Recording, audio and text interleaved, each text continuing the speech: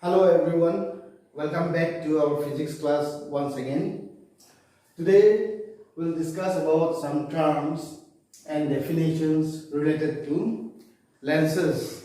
In the last class you have already seen how a convex lens looks. Convex lens, they are thicker at the center and thinner at the edges. Now when we talk about these curves, there are two curves you can see clearly. So surely there will be two center of curvatures.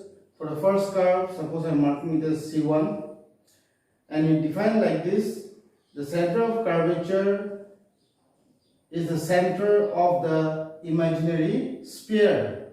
This one, if you consider this way the curve, then you will get a large sphere. This is the center of an imaginary sphere of which the lens is a part. Like that, for this curve also you can think it as a large sphere. If you think it as a large sphere, then you have one center. That center we'll call it as center of curvature. Let me mark it as C2. This is for the second sphere. The same way, when you talk about concave lens, you get center of curvature this way. For concave lens,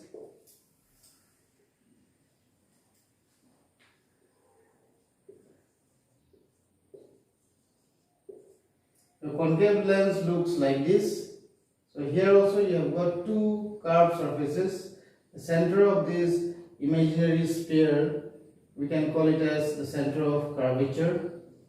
And for this sphere, if you take this way, then you will get under center, that is called your center of curvature. That is C1, suppose this is C2. Then the next term that you will have to know is about the principal axis.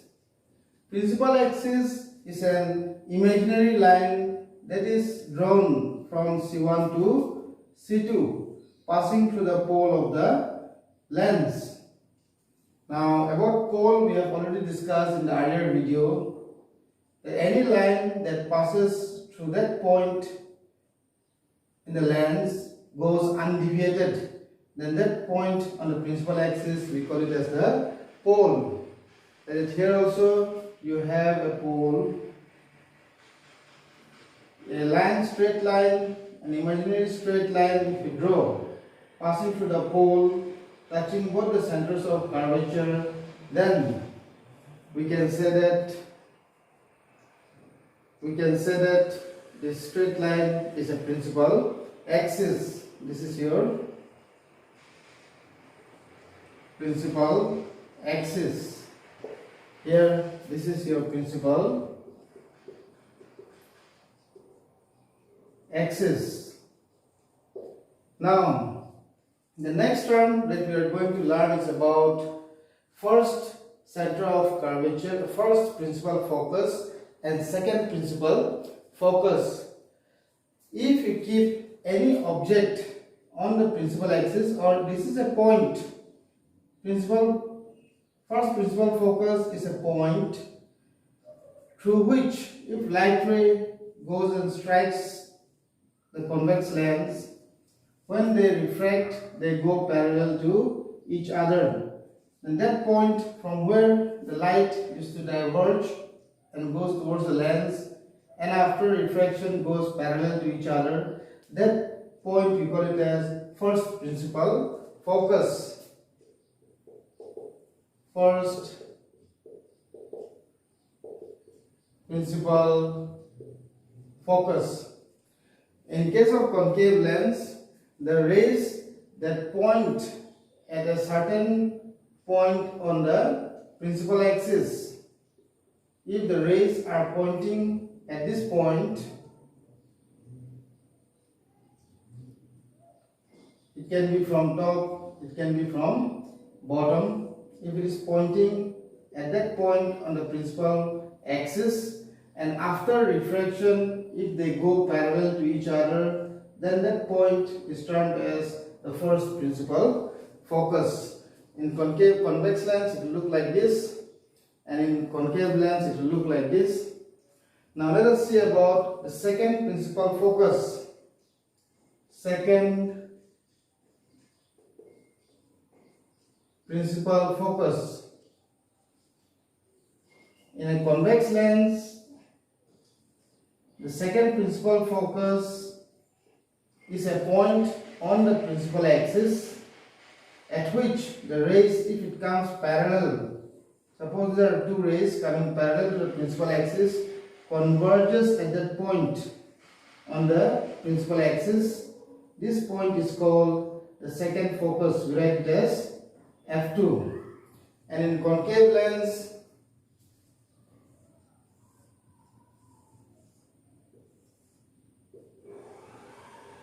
the rays that comes parallel to principal axis, as it's a diverging lens, they diverge and go away this way, and they point at if produced, these two reflected rays, they come and meet at a point on the principal axis. That point we call it as the second focus. So while defining it, you'll have to define this way: first principal focus, and these two are for second principal focus. But when we go to ray diagrams, when we start drawing ray diagrams and all, you should always keep in mind that this first principal focus we never use. Most of the time when we talk about principal focus in lens, we focus in this, or we try to give our attention in this second principal focus. That's why in convex lens, the focal length is always taken as positive. The distance between the principal focus and the optical center is called the focal length. Here also, the distance between the principal focus and the optical center, we call it as the focal length.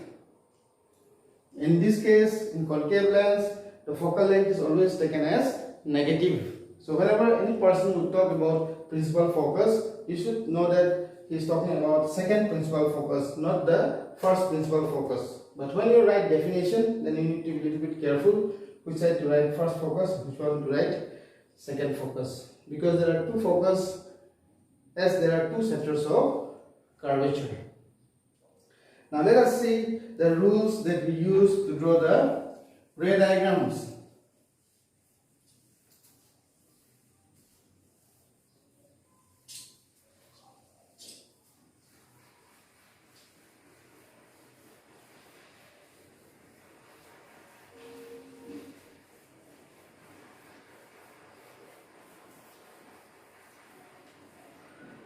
Now let us see,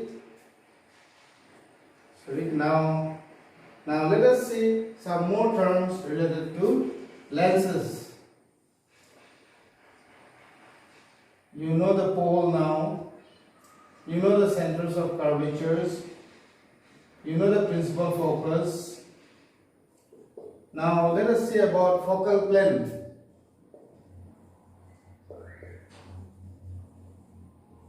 This term focal plane means the plane which is perpendicular to the principal focus. At this point, for convex lens, we take the second principal focus, this is F2. It is a plane perpendicular to the principal focus.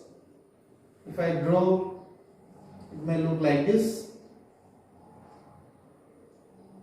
This is a plane perpendicular to the principal axis. The same it will be in case of concave lens as well. And then the next term that you have to know is about aperture. Aperture of lens. When we talk about aperture of lens, or when we discuss about aperture of lens, it indicates the diameter of the lens from top to the bottom. This gives us the aperture of the lens. When we say the aperture is small, then this diameter will be less from top to bottom. As I mentioned earlier that a lens looks like this. I have one convex lens with me. You can see the convex lens. It is circular in nature, but the lens is not kept like this on the board. It is kept like this. In the cross-sectional view you can see. But if you look the front face, the Then from top to bottom, this distance we call it as the aperture. Now let us see the rules for drawing the ray diagrams. This side I will be drawing for convex lens, and this side I will be drawing for concave lens.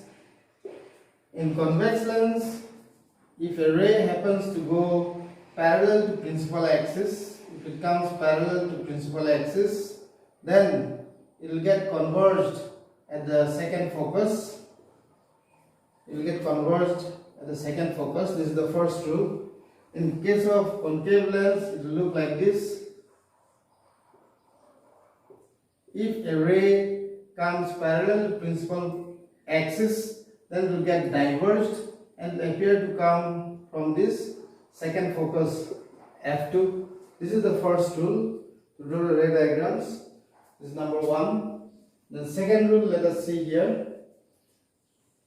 In case of convex lens or in case of concave lens,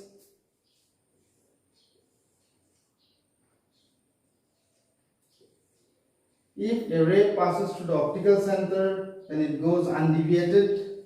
Here also, if a ray goes like this through the pole of the lens or the optical center of the lens, it goes undeviated. The third rule, if a ray passes through the first focus, then it must go parallel to principal axis. This is your third rule. And in this case, if a ray points at the first focus, like this, if it points, then it must go parallel to the principal axis. If it is pointing at F, it should go parallel to the principal axis. So these are the 3 rules that we use while drawing the ray diagrams. Now let us draw one by one. Different types of images that are formed by convex lens. Here, when the object is at infinity, the rays from far object coming towards the lens we take parallel to each other. Then by the first rule we know that it must pass through the principal focus.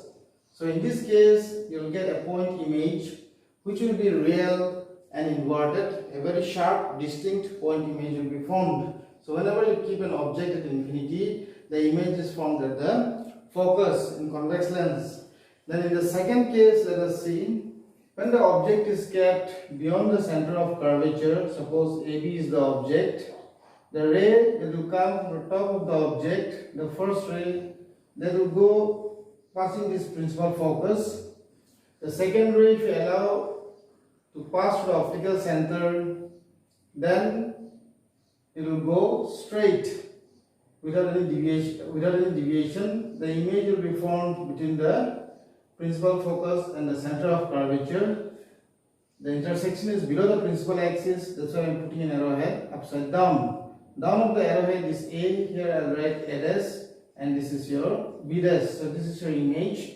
And as it is below the principal axis, the image is real and inverted, smaller in size compared to that of the object. Now, if we come to the third diagram, when the object is placed at the center of curvature, suppose this AB is the object, the ray that will come parallel to principal axis will pass to the principal focus, the second focus. Then the next ray, if I allow the light ray to pass to the optical center, it will go in such a way that the intersection will take place just below the center of curvature. It will take place here at the center of curvature. And AB, if it is the object, then A dash B dash will be your image. The size of the object and the size of the image both will be equal. This image is also real and inverted. Now if we come to the fourth diagram, object when it is placed between C and the focus, that is center of curvature and the focus, if I keep an object here AB, then the ray that goes parallel to principal axis converges through F.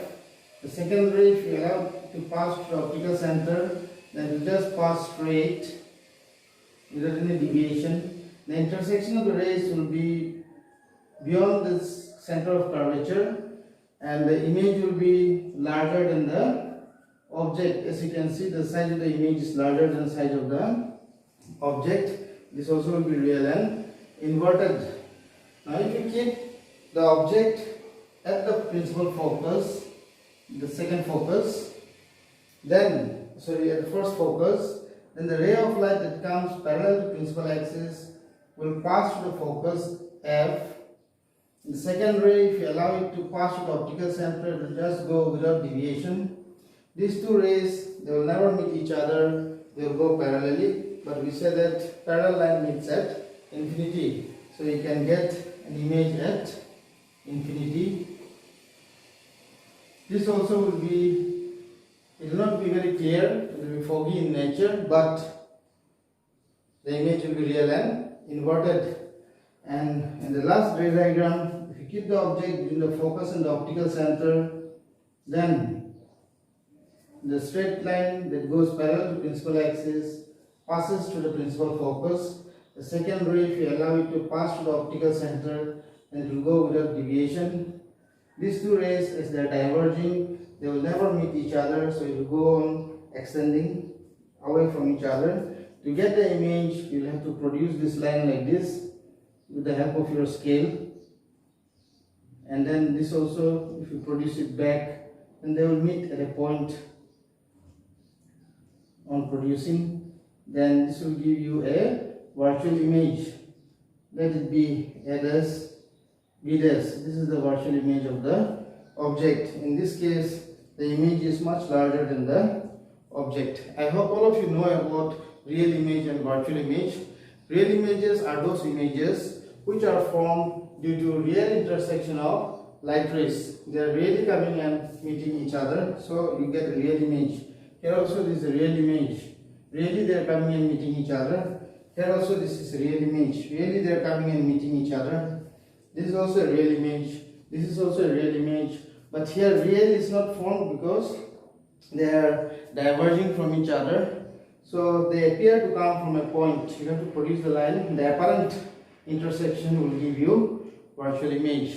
For obtaining real image, you require one screen. Then only we can see real image. In this type of images, you require one screen. Screen may be in the form of whiteboard, or it can be in the form of white sheet of paper. You can make the screen, then only you can see the images in all the 5 cases. But here, you don't require any screen to see the image because it is virtual. If you look from here, this is the working principle of a hand lens. If you take the lens like this, suppose the scripts are written on your notebook this size, this much big. If you keep your eye here and see, then you don't require any screen. This small image or small object will appear to be bigger here. You do not require any extra screen to see the image. And they are always, virtual images are always erect. They are always erect. And real images are always inverted, upside down.